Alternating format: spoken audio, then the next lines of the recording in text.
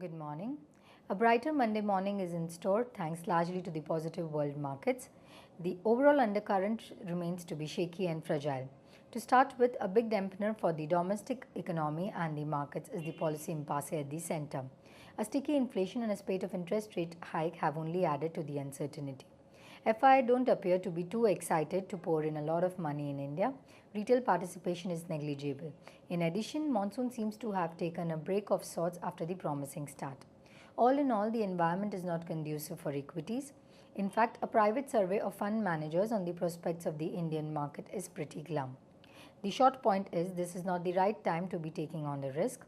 Stick to a selective stock picking approach to ride out the short-term volatility. This week is devoid of any major domestic event, barring of course the ongoing politics on the Lokpal bill and the developments on various scams. Therefore, the Indian market will mostly swing to the beats of the offshore cues. Overall, the trend may remain range-bound and sideways in the near term due to a mix of local and overseas headwinds. A wait-and-see approach is the right prescription for the time being. FIs were net sellers of Rs 3.9 billion in the cash segment on Friday according to the provisional NSE data.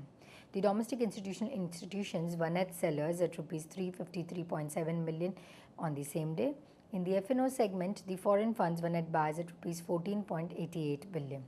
The foreign funds were net sellers at Rs 4.23 billion in the cash segment on Thursday as per the SEBI website.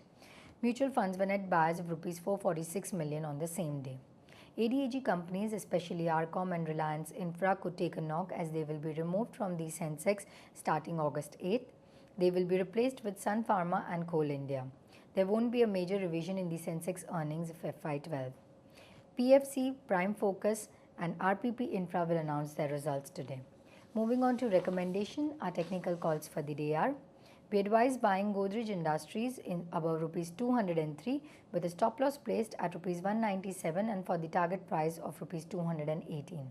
We advise buying HPCL in the range of Rs 375 to Rs 377 with a stop loss placed at Rs 370 and a target price of Rs 391.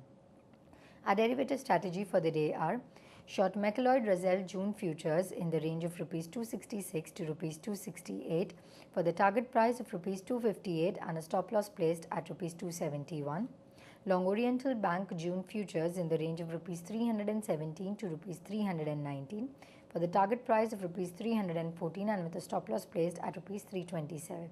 Thank you. Wish you have a great day ahead.